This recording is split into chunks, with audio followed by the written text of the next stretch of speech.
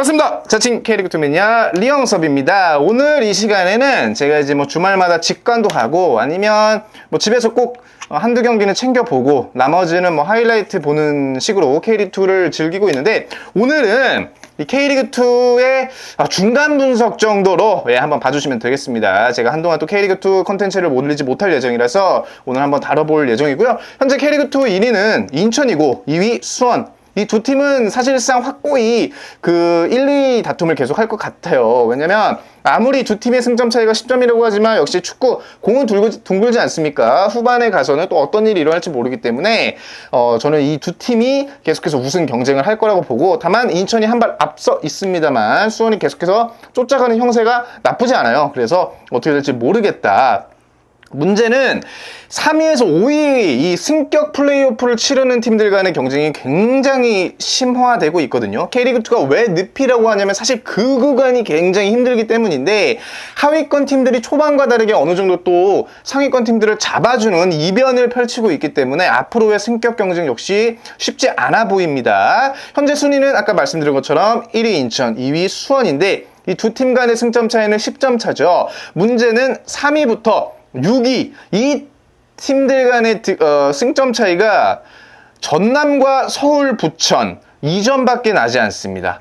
그래서 언제든지 3위와 6위가 엎치락 뒤치락 바뀔 수 있는 상황이고, 그렇다고 해서 2위 수원도 사실 여유가 있는 편은 아니거든요. 언제든지 3위 전남과 4위 부산에게 쫓길 수 있기 때문에 수원이 인천을 쫓아가는 것만큼이나 중요한 거는 2위 자리를 확고히 다지는 것이다 라고 말씀드릴 수가 있겠습니다. 그리고 전남 같은 경우는 제가 이제 약간 좀 안타까운 거는, 사실 김현석 감독이 아산에서는 공격력이 굉장히 좋았거든요. 근데 전남에서는 사실 전남도 작년에는 이장강 감독 아래에서 공격력이 빛났던 팀인데, 이번 김현석 감독 체제하에서는 약간 수비적으로 나서가면서 득점력이 조금 아쉬워요.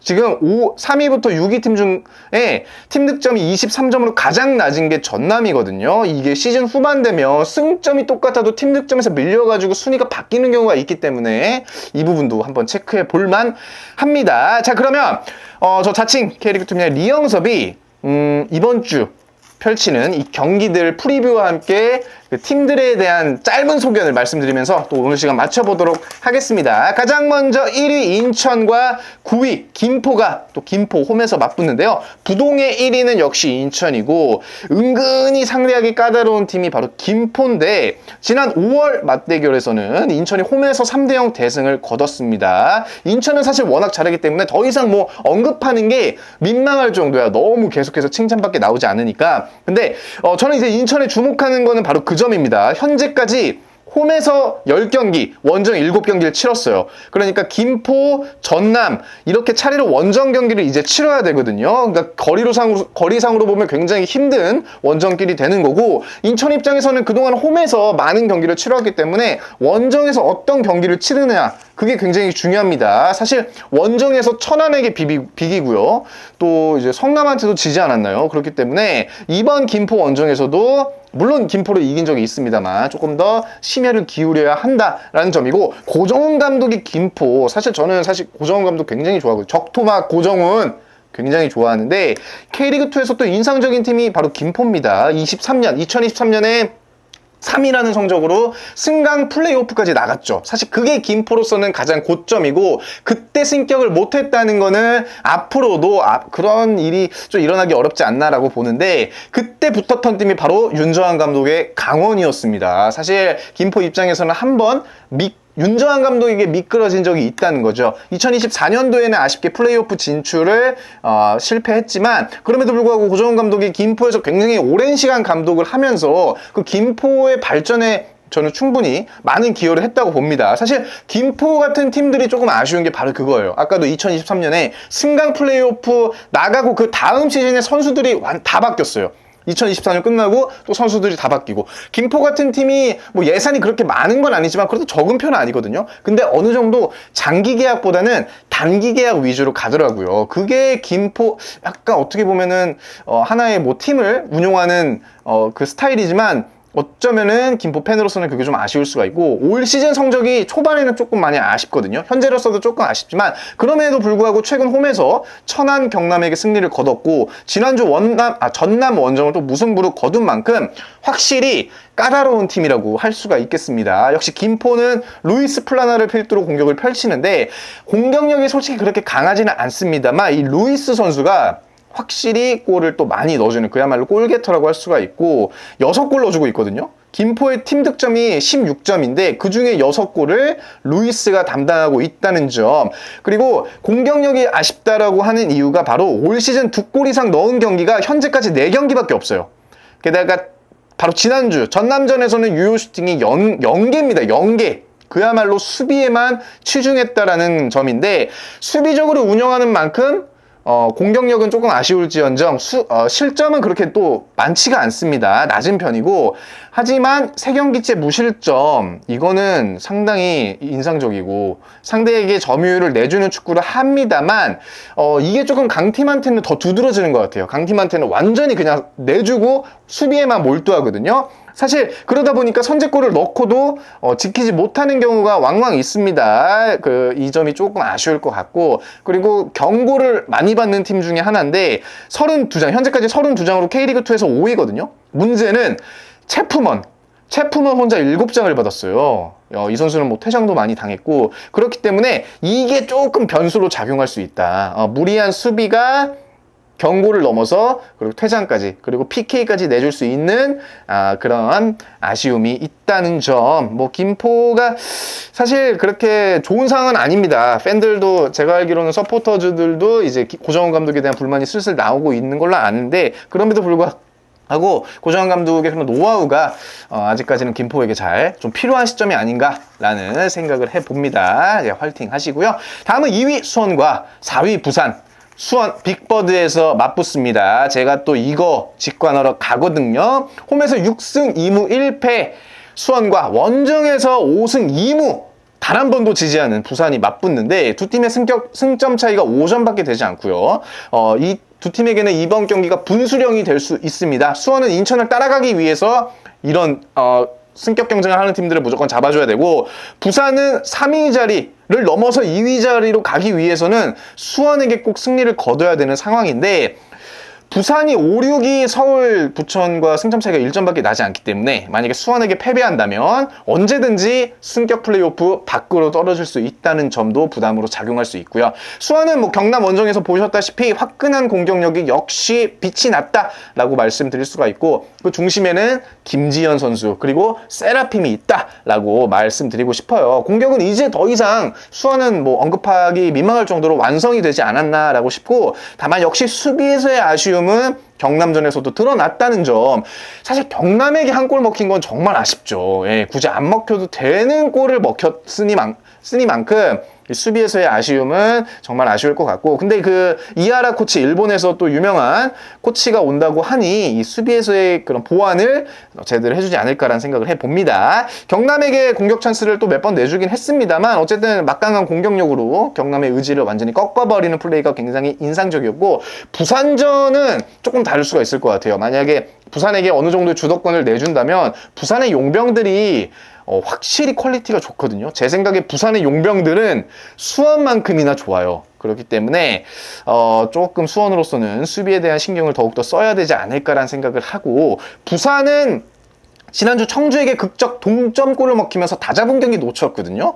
이게 홈에서는 안산한테도 진 적이 있고요, 청주한테 비기고, 원정에서는 무패다, 뭐 다 잘한다 이러지만 홈에서 못하면 이거 홈을 찾아준 팬들에게는 사실 굉장히 죄송한 마음이 있을 것 같거든요. 그리고 그걸 바라보는 서포터즈들, 팬들 역시 속 터지는 마음이 있을 것 같고, 사실 부산은 팀 실점이 18점으로 수원보다 낮습니다. 수비는 수원보다 더 좋다고 할 수가 있고, 근데 중원 싸움에서 조금 많이 밀리지 않나 라는 점이 아쉬울 것 같고요. 어쨌든 아까 말씀드린 것처럼 부산의 용병들도 충분히 퀄리티 있고요, 공격력 아주 매섭기 때문에 아주 위협적이고, 특히 이제 곤잘로 선수가 중심에서 잘 잡아주거든요. 세컨볼도 잘 따주고, 그래서 옆에 뭐 빌레로라던가 뭐 패신 이런 선수들 잘 받아먹기 때문에 이거 굉장히 위협적입니다. 다만 조성환 감독이 기본적으로 수비적으로 운영하는 전술을 들고 나오지 않습니까? 그래서 수원을 상대로 수비적인 운영을 한다? 이거 조금 위험할 수 있거든요. 무슨 말이냐면 부산의 포메이션이 보통 3-4-3 아닙니까? 그러다 보면은 측면 사이드가 많이 좀 털릴 가능성이 있는데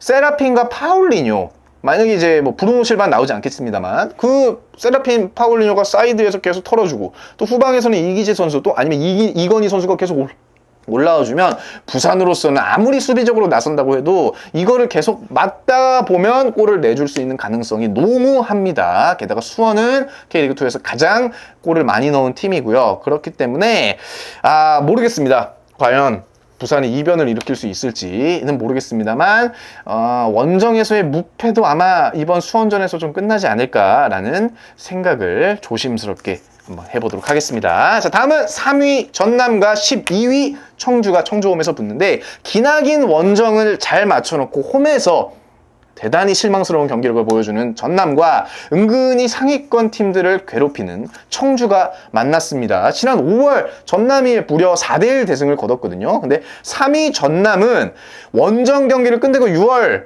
홈에서 이제 3경기 동안 2무 1패. 이거 굉장히 치명적입니다. 원정은 그렇게 잘해놓고 홈에서는 지금 성적이 굉장히 안 좋아요. 특히 부산전에서는 주도권을 이제 잡았음에도 불구하고 골을 제대로 넣지 못하면서 패배했고, 김포전 또 졸전이었고요. 또 2위는커녕 3위까지 수원에게 2위까지 수원에게 내주면서 3위로 꼬꾸라졌고 그 밑으로 꼬꾸라질 가능성이 있는 게 바로 전남이라고 할 수 있습니다. 김현석 감독 아까 제가 말씀드린 것처럼 작년에 아산에서는 공격력 굉장히 좋았거든요.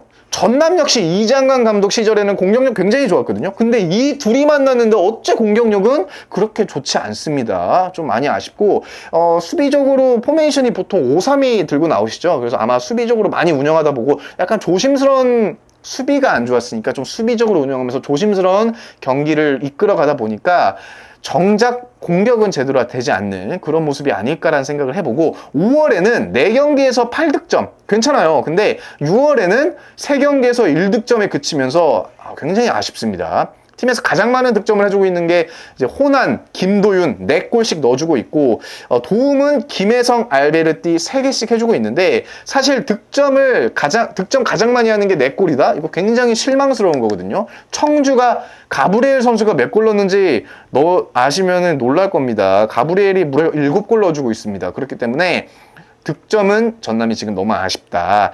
확실히 골을 넣어줄 선수가 없다는 거. 물론 발디비아 선수가 있긴 하지만 발디비아 선수 역시 2선이죠. 2선으로 해주면서 약간의 득점력보다는 이제 팀의 그런 패스를 뿌려주고 이런 역할이 더 강하기 때문에 조금 더 날카로운 공격을 좀 할 필요가 있고요. 너무 발디비아에 대한 의존도가 높아지는 거 아닌가라는 생각을 합니다. 경기를 좀 보시면은 발디비아 선수 드리블하다가 뭐 슛 때리고 다른 선수들도 드리블하다가 슛 때리고 이런 패턴이 굉장히 많아요. 그래서 슈팅 숫자는 많지만 득점은 별로 나오지 않는 그런 거. 다만 이제 다행이라고 한다면 수비가 많은 전술을 써서 그런지 실점은 또 낮은 편이라는 거죠. 그리고 청주 같은 경우는 솔직히 그렇게 K리그2에서 번뜩이는 팀은 아니라고 할 수 있습니다. 뭐 참가한 지도 얼마 안 됐고 근데 가끔씩 또 이 상위권 팀들의 발목을 잡아주는 역할을 톡톡히 해주고 있거든요. 3월에는 성남 1대1 무승부를 거뒀고 4월에 이랜드 2대0으로 꺾었고요. 5월에 수원과 3대3 명승부 펼쳤죠. 6월에는 부산과 2대2 무승부까지 거두면서 한 달에 한 번씩 강팀들의, 그러니까 상위권 팀들의 발목을 잡아주고 있습니다. 심지어 청주가 팀 득점이 지금 18점, 18골 넣어주고 있거든요. 발목 잡은 상위권 팀들과의 경기의 수만 무려 8골을 넣은 만큼 강팀에게 강하다라는 거 충분히 이제 말씀드릴 수가 있고, 다만 한 달에 한 번이라고 말씀드렸잖아요. 이미 6월 달에는 부산의 발목을 잡았어요. 그렇기 때문에 전남의 발목을 잡는다는 거는 이 패턴상 통계상 나올 수가 없다라는 점. 근데 청주도 솔직히 보면은 가끔씩 골을 많이 넣는 경기가 있긴 하지만 공격이 그렇게 잘 된다고 볼 수는 없거든요. 여기도 이제 가브리엘 선수에 대한 의존도가 너무나 높아서 이 선수가 이제 7골로 많은 골을 터뜨리고 있지만 골 넣은 지가 벌써 한 달 전입니다. 그래서 전남전에서도 좀 집중 마크를 당하면서 골 넣는데 어려움을 겪지 않을까라는 생각을 해보고 전남이 조금 더 우세하지 않을까라는 생각을 또 어렵게 해봅니다.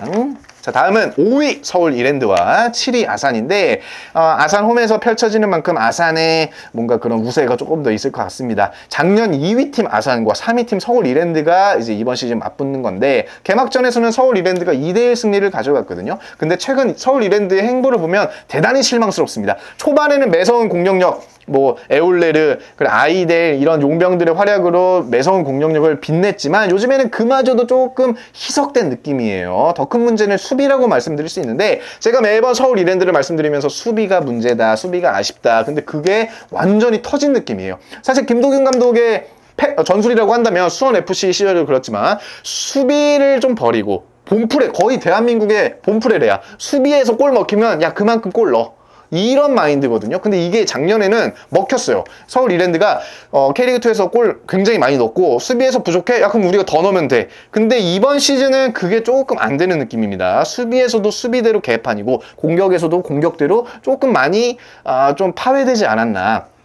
그런 게 너무 아쉽고 최근에 5경기에서 12실점이에요. 내막을 좀 보시면 부산에게 4골 먹혔고요. 부천에게 3골 먹혔고 천안에게 4골 먹혔습니다. 수비가 너무 안 된다고 말씀드릴 수 있고 아무래도 수비의 그 김호규, 오스마르 선수가 너무 발이 느리고요. 그렇기 때문에 상대방의 그런 빠른 역습에 도저히 당해낼 수가 없고요. 또 후방 빌드업을 도대체 왜 하는지 물론 하는 이유가 있겠습니다만 너무 불안해요.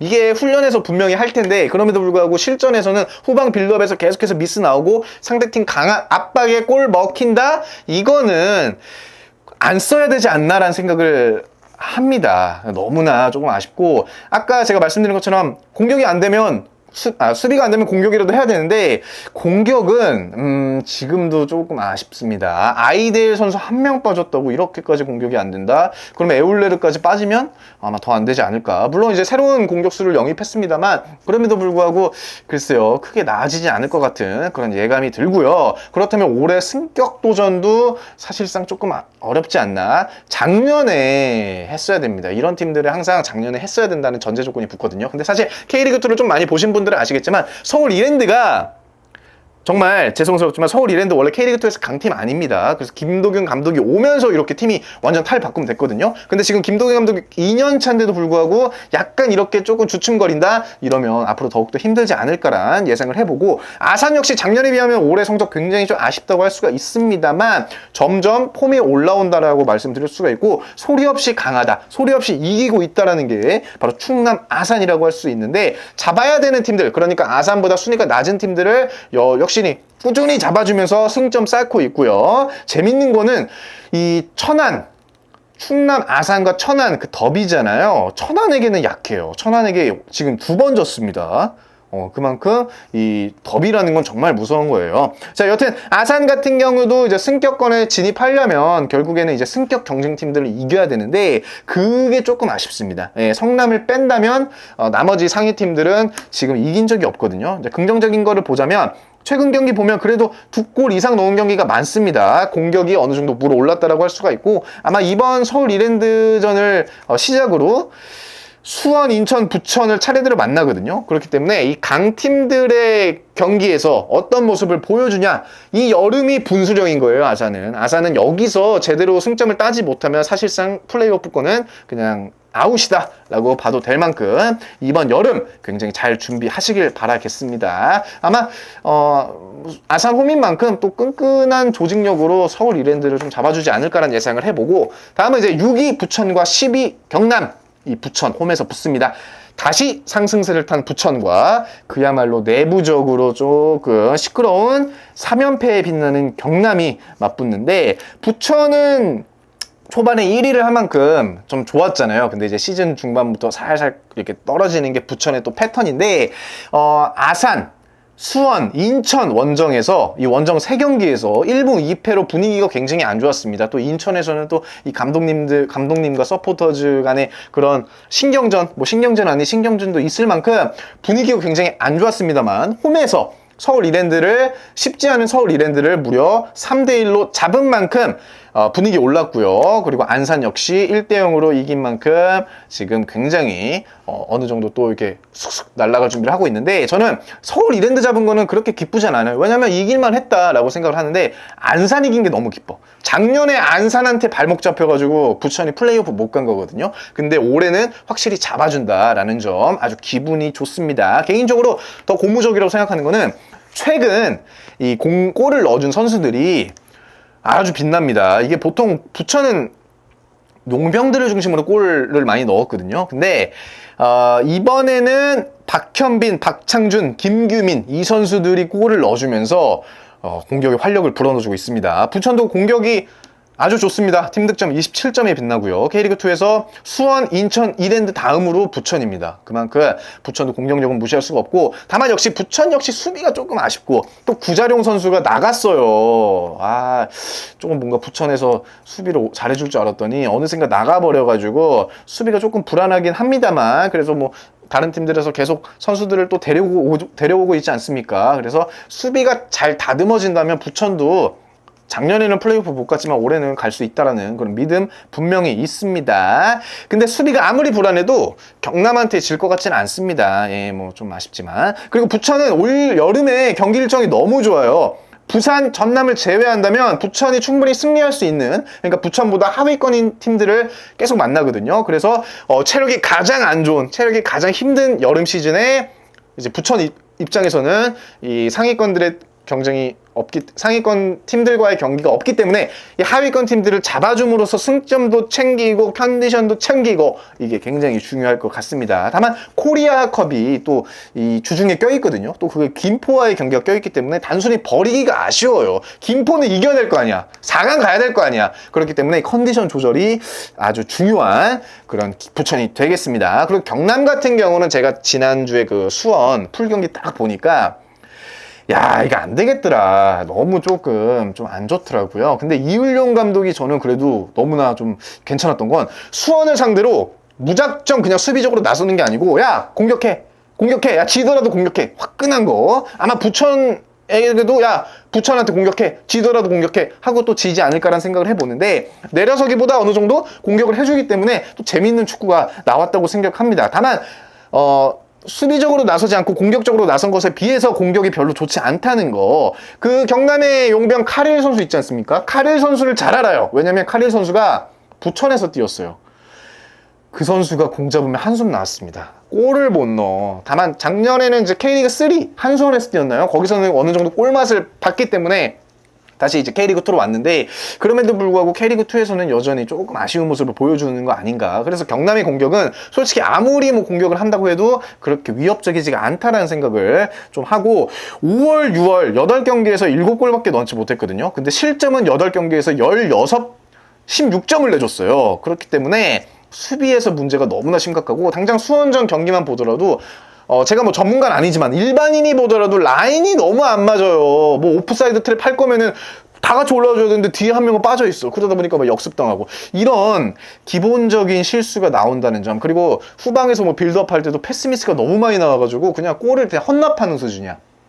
이런 것들이 많이 심각하지 않나. 근데 이건 제가 보니까 아무리 이울용 감독이 뭐 처음 감독이라고 해도 팀 훈련에서 이런 거 다 할 거 아니에요. 그래도 선수 출신인데 훈련에서 하는 건데 경기에서는 잘 안 나온다? 이러면은 선수들의 그런 집중력이 문제가 있는 거 아닌가라는 생각을 해보고, 물론 이렇게 집중력이 문제가 있는 이유를 알 것 같긴 합니다. 왜냐면 경남 같은 경우는 예전에도 홍준표, 저희 그럼 정치적인 얘기하는 게 아니냐, 홍준표가 경남 도지사 할 때 경남이 강등당하니까 해체한다 이런 얘기도 했었고요. 그리고 내부적으로 막 문제가 많아가지고 지금 경남에서 아마 올해 승격을 못하면 경남 해체하겠다 이런 얘기를 한 걸로 알고 있습니다. 그렇기 때문에 내부적으로 아주 뒤숭숭하고, 또 뭐 거기서 뭐 단장인가 그분이 또 뭐 이런저런 문제를 일으키면서 서포터즈 그들의 그 공분을 일으키는 사건도 있다고 하더라고요. 물론 경남은 이제 또 포르투에서 굉장히 또 좋은 용병을 데려왔다고 하지만, 그 좋은 용병이 한 명 온다고 해서 이울용 감독 아래에서 얼마나 대성할 수 있을지, 저는 그런 것도 조금은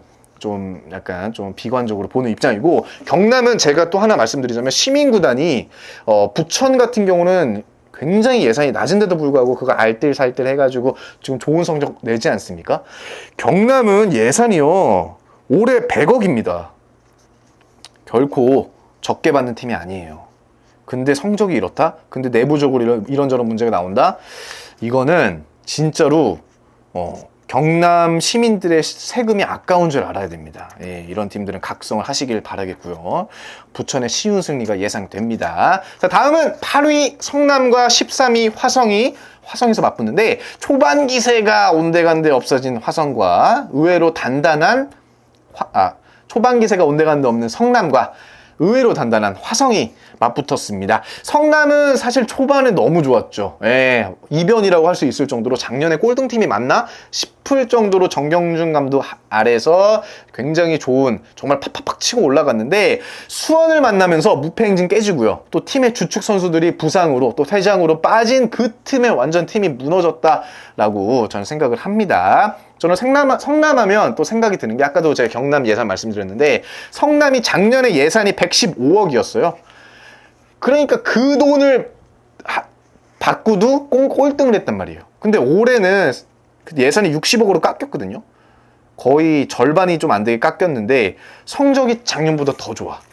그러니까 이 감독이 얼마나 중요한지를 저는 느낍니다. 성남을 보면서. 자, 어쨌든 성남이 수원전 패배 이후에 서울 이랜드 전남한테 지고, 또 부산은 비기고, 치명적인 거는 천안한테 비기고 안산한테, 또 아산에게 졌습니다. 이게 성남으로서는 상당히 아쉬운 상황이고, 5월부터 지금까지 8경기에서 1승 2무 5패입니다. 초반에 기세가 온데간데 없어졌다라고 말씀드릴 수가 있고, 소위 질식 수비, 상대방의 완전히 목을 조이는, 그래서 공격 패턴을 다 끊어내는 그런 수비가 매력적이었는데, 지금은 골 내주는 거 보면요, 지금 10실점, 그러니까 17점 8경기에서. 예, 그마저도 수비에서도 정말 아쉬운 상황이고, 골을 많이 못 넣어주는 게 성남 입장에서는 굉장히 답답할 것 같아요. 확실한 골게터가 수이지 말고는 없습니다. 팀 득점이 지금까지 15골 넣었거든요. 그 중에 후이즈만 9골이에요. 그 다음이 박지원 2골, 김범수 2골. 그러니까 너무나 아쉬운 상황이죠. 그리고 박지원 선수 제가 너무 좋아하는 스타일이거든요. 진짜 막 돌파력 너무 좋은데 골 결정력이 상당히 아쉽더라고요. 그래서 성남은 이러한 부분을 조금 더 보완하면 좋을 것 같아요. 아마 공격수를 영입하는 걸로 알고 있는데, 좀 이렇게 공격수를 제대로 된 공격수 영입해가지고 골만 많이 넣으면은 또 단단한 수비 아래 좀 괜찮은 성적을 보이지 않을까 생각하고, 화성은 제가 직접 인천 가서 보니까 이 팀도 재밌습니다. 단단하다는 인상을 받았는데, 근데 축구는 결국에 골을 넣어서 이겨야지 제맛 아니겠습니까? 근데 골을 못 넣어도 공격이 제대로 되지 않는 얘기. 그러니까 골 못 넣겠지. 공격이 제대로 되면 골 많이 넣겠지. 근데 이제 수비가 어느 정도 괜찮긴 하거든요. 좀 조직력도 좀 보이고, 그리고 강한 압박을 통한 상대방을 조금 압박하는 스타일도 굉장히 마음에 드는데, 아무래도 공격할 때 뭔가 좀 급하고 제대로 발이 맞지 않는 플레이, 특히 용병들이 너무 약해요. 이번에도 용병 한 명 나갔죠. 그렇기 때문에 용병을 좀 보완해가지고 공격력을 좀 더 불을 지필 필요가 있어요. 그러니까 수비 같은 경우는 아무리 괜찮다고 해도 뭐 인천이나 성남 뭐 이런 팀들처럼 아주 단단하지 않는 이상, 단단하다고 해도 계속 두드리다 보면 뚫리는 게 수비거든요. 그렇기 때문에 공격력이 약한 팀들을 상대로는 화성의 수비가 어느 정도 먹힐 수는 있습니다만, 그 위로 상위권 팀들을 만났을 때는 아무리 수비적으로 나선다 한들 결국에 뚫리는 게 화성의 수비다라는 모습을 저는 좀 엿봤습니다. 물론 지금 성남이 공격력이 그렇게 좋지 않고 수비 역시 그렇게 좋지 않은 상황이니만큼 화성은 또 홈에서 좀 분위기 반전을 할 필요가 있다라는 점. 근데 이 경기는 글쎄요, 성남이 아무리 못해도 화성한테 질까라는 생각을 좀 해보고 비기지 않을까라는 생각을 또 해봅니다. 자, 마지막으로 정말 많은 길을 왔습니다. 11위 안산과 14위 천안이 안산 홈에서 붙는데요. 이 두 팀은 최근의 행보가 굉장히 인상적인 팀인데, 지금 시점에서 K리그2의 발목을 정말 잡을 수 있는 팀들이 안산과 천안이 아닐까 싶어요. 초반에는 안산이 많이 졌고요. 언젠가부터는 지지 않아요. 골도 안 먹혀요. 정말 잘하고 있는 안산인데, 인천에게 패배한 뒤로 4경기에서 2승 2무. 무엇보다도 실점이 없어요. 0실점입니다. 그 골키퍼 그분 이승빈인가요? 그분이 굉장히 또 무게감 있는 플레이 보여주면서 이 또 안산의 그런 수비에 또 불을 지피고 있는데, 물론 이제 지난주에 부천에게 0대1로 패배하면서 무실점 행진이 끝나긴 했습니다만 그마저도 수비가 너무 질퍽해요. 그래서 부천도 겨우 한 골 넣었거든요. 쉽지 않습니다. 하지만 안산이 그만큼 주저앉는다는 뜻이겠죠. 주저앉는다는 거는 그만큼 공격을 좀 포기한다는 뜻인데 5월 들어서 안산에게 발목 잡힌 팀이 서울 이랜드 1대1 무승부했고요. 성남 0대1로 패배했고 부산이 0대2로 패배했고요. 안산에게 발목 잡힌 팀이 꽤 있습니다. 상위권 팀들이 안산을 상대로 약간 방심한다는 느낌도 어느 정도 좀 버릴 수가 없거든요. 그래서 안산 괜찮은데 공격력이 역시 문제입니다. 팀 득점이 11점밖에 안 돼요. 화성보다 낮습니다. 17경기에서 11득점이라는 거는 한 경기에서 한 골도 못 넣는 게 많다는 거잖아요. 그렇기 때문에 팬들을 위해서라도 조금 더 공격적인 축구를 해야 되지 않을까. 그리고 무엇보다도 이겨야 돼요. 축구는 뭐 비기고 이게 문제가 아닙니다. 골 안 먹히면 뭘 이겨야지. 그래서 안산은 아무래도 그래도 이건우 감독이 괜찮아서 이 수비는 괜찮아도 공격만 조금 더 보완해줬으면 좋겠고 안산도 근데 사실 용병이 조금 아쉽다. 작년에는 아예 용병이 없었습니다만 이번 시즌도 용병이 좀 아쉬워요. 그래서 용병을 조금 더 내년에는 잘 찾아봐가지고 툭툭 올라갔으면 좋겠고 요즘에 가장 흥미로운 팀이 천안입니다. 저 요즘 천안 경기 챙겨봅니다. 그만큼 천안이 인상적이거든요. 시즌 초반에는 정말 심각했어요. 거의 이런 말씀 드리면 좀 그런데 동네 북이었어. 천안 만나면 무조건 승점 3점 따는 거야. 그렇게 생각했는데 6월 들어서 각성한 것 같습니다. 인천하고 3대3 무승부. 이거 명승부죠. K리그2에서 올 시즌 K리그2 명승부에 들어갑니다. 그걸 기점으로 아산 1대0 승리 거뒀고요. 서울 이랜드 4대2 승리. 이것도 명경기야. 놀랍습니다. 6월만 들어서요. 4경기에서 8득점입니다. 현재까지 팀 득점이 14득점이거든요. 근데 6월에만 8득점 뽑은 거예요. 이거 정말 경이로운 성적 아닙니까? 그리고 그 중심에는 슈틸리케의 황태자 이정엽이 있다. 이정엽 선수 성남에서는 좀 아쉬웠는데 내 생각에 성남하고 팀 컬러가 안 맞았던 것 같아. 천안 오면서 그야말로 조커 역할을 제대로 해주고 있습니다. 이정엽이 있고 없고 차이가 크거든요. 이정엽이 들어간다 분위기 달라져. 천안이 달라져. 그리고 확실히 이정엽이 괜히 국가대표 공격수가 아니었던 걸 느낍니다. 골 냄새 기가 막히게 맞더만 해가지고 뭐 특히 세트플레이에서 이정엽 선수 세트플레이 너무 좋아요 해가지고 어떻게 들어가가지고 바로 또 슛 넣어주는 이런 플레이들이 이정엽 선수 상당히 인상적이고 이 페이스면은 충분히 골등 탈출 가능하죠. 이미 지금 승점 차이 얼마 안 나거든요. 그리고 안산은 7월에요.